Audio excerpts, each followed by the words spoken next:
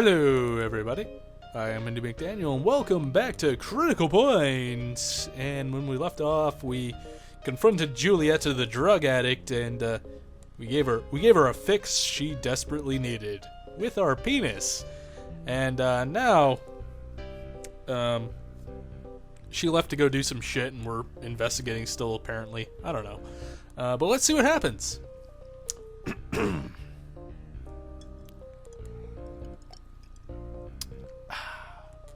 After I left the hangar, I looked for the wall that I had seen in the video of Julieta. None of your business! Oh, nothing, I said. Just as I thought, there was my eyes stuck to the wall. If Monica got hold of the video of Julieta and I, it would never end. I slipped the camera into my pocket. Yes, what do you want? Suddenly, Julieta raised her voice. What? She can't be ready again. But if she is, so am I. Let's do this. She spoke haltingly to me, kind of like William Shatner.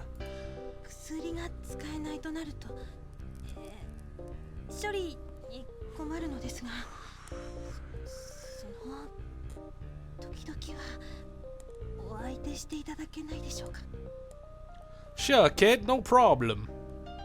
What the hell accent was that? Sure, Julieta, I'd have no problem fucking you in any of your orifices as long as you like, for as often as you like. How about that? I mean, my accent's shit anyway, but at least it was a little bit more stable there. In other words, fuck me so I can get on with my job. I was worried that I wouldn't be able to hold up. No, I wasn't. I'll be fine. I'll just have some Christmas.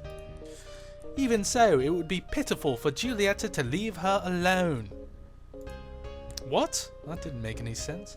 Now look at the fix I'm in. It's wonderful. All right, Lieutenant Thorndyke. Thank you, sir. You're welcome. She saluted enthusiastically as I nodded in return. Yeah, alright, but only where there are no my eyes. Why not? After leaving Julieta, I went to the storage bay and got as many packs of sea rations as I could carry and took them back to my room. Until I could confirm the safety of the food from the processing unit, I had no choice but to eat emergency sea rations. I opened up the first bag of rations. D-set, beef stew and crackers, margarine and marmalade jam, instant coffee along with cigarettes and toilet paper. The stew heated up when you broke the bottom seal, providing you with a hot meal, kind of like a pussy. A warning was written across the top of the package. If in danger of infrared detection, do not heat, air quotes.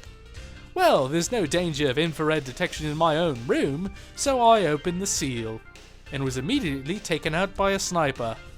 What a twist! To make the instant coffee, hot water was needed, but the water might also be drugged. I'll hold off on the coffee until I hear Lisa's report. There was a no smoking, no polluting mark on the cigarettes. How thoughtful for soldiers who didn't know if they'd even be alive the next day. While I was reading that, steam began rising from the stew. It must be done, or overdone, or just before done, or really anything really, I don't know. I'm not a woman, I don't know how to cook. I opened each package and gulped down its contents, like a greedy whore. It was a taste one could bear if there were no restaurants or fast food around, or, an open garbage heap, or, feces, really anything other than this. If there was absolutely nothing else to eat, this would be okay. Maybe. It was a bit salty though. That was about what you needed if you were doing heavy work. Yeah, saltiness to dehydrate you. That makes perfect sense. Cat, fuck off. Where are you even? Jesus. Still, it was a lot better than I had in the past, even tolerable if you were starving as I was. Just then, the terminal signaled that I had a visitor. Have you? Elise's drug analysis must be completed. Come in, Elise. Let's have the sex. I welcomed her into my room. Once she had entered the room, her usual shy girl persona came to the fore as she stood before me. Yes, okay, get on with it. If you would, please.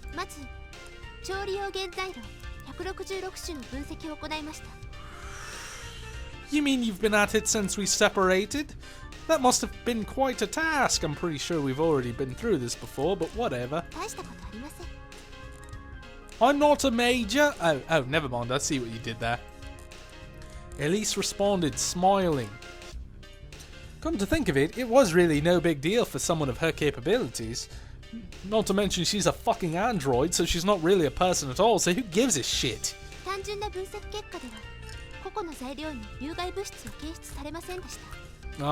Right, a wasted effort, huh? Seeing my disappointment, Elise continued, yeah, we've already been down this road before.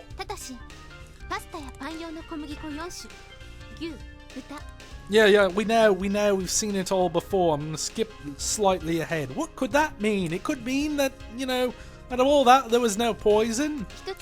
Each item individually is not hazardous. They do, however, transform into a toxin when mixed together and heated. Elaborate scheme. So everything passed individual inspections? That is correct. But there was one point that remained to be explained, and that was my penis, after all. Get on it, Elise. I mean, wouldn't the effects differ with the type of menu? Elise supplied me with a definite answer for that question. This is the truly clever part, she said. When set meals are ordered, the combination is such that the most toxin is generated. Whatever, shut up, I don't care. So, that's how it worked. As if I hadn't heard this about 1 billion times before. Now I saw why it hadn't affected Monica. That was obvious by considering the mountain of instant ramen in her room. Elise noticed the package I had been eating from. Yes, what of it? Yes, it was hard to believe that our saboteur would go that far. A good choice, and Japanese food without meat or eggs should be little problem. That would be a better choice for you, wouldn't it, Captain? The fuck's that supposed to mean, Elise? You know what? I've had enough of your shit. Just piss in a jar and we'll call it even, eh? That will help. Anything would be better than living on sea rations. At any rate, I closed off my expression of friendship and changed the subject. Can you contact Earth without being noticed? No, about all the freaky moon sex I've been having. I want to let them know how much I enjoy it up here and hope that I never get reassigned to anywhere else ever. No, only if I ask you to do so.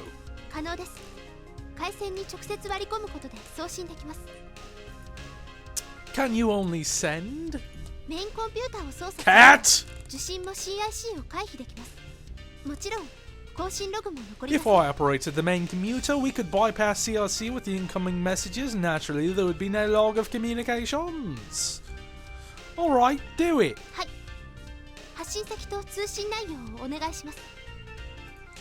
It's for Colonel J.P. Coyote.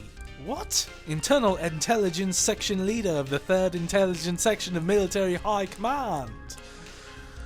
Also, High Command of the Department of Redundancy Department. Please, may we take your order, please? It was difficult to tell at least the content of the massage.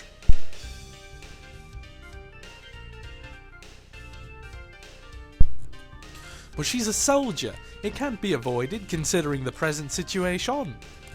I made my decision and began to speak again. The content is a request for detailed materials on Colonel Carla Benedict. Also, I need her family records. Ask for information on the whereabouts of her divorced husband and child. Make this a P5 priority, Elise. Yes, why don't you do that? Yes, please. Elise's expression grew serious as I made my request. Of what exactly? Her voice sounded somewhat contemptuous. That's right. Even though she was a suspect as much as anyone else, as the highest ranking officer, she was free from active investigation. But I had to suspect her after seeing the video from Monica and her activity with Giulietta. Do you have a problem cooperating when it comes to Lieutenant Colonel Benedict? いいえ、階級は下でも単位殿の方が上位命令者です。命令には従います。 That's a good android, bitch. Now send my message. Then this is an order. Do as I have instructed you and do it quickly. Yes, sir.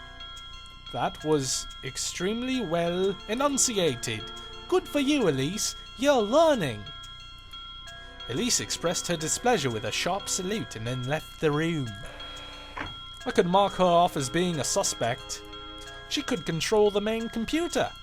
Someone who could do that easily could just as easily make it so nobody on the base would wake up the next morning. She could neutralize all base functions in only 5 minutes. There'd be no need for Elise to go through the trouble of sabotage and murder. It wasn't Carla who controlled the life of everyone on this base, it was Elise. After eating my fill, my fatigue got the better of me. I laid down on the bed. The situation was getting more complicated.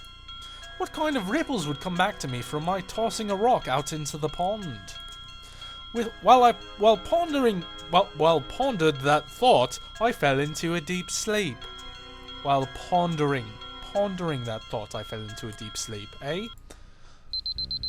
The monitor alarm I had set sounded, awaking me from the sleep. I'm gonna check the time real quick. I don't feel like we've made it very far at all. I don't know, I guess this could be... I mean, it's a shorter episode, but I mean, I feel like this... 12 minutes. We've done shorter episodes, or about this length of episodes before, so yeah, I'm gonna cut the episode here. That was a nice little scene. Whatever. But... yeah. Nice, interesting, new stuff going on. I have no idea where this ending is taking me. Apparently Carla is the bad guy this time? I have no idea. But anyway, maybe she's an android this time. That'd be cool. Anyway, I am Indy McDaniel. Thank you for watching. Until the next one, see yas.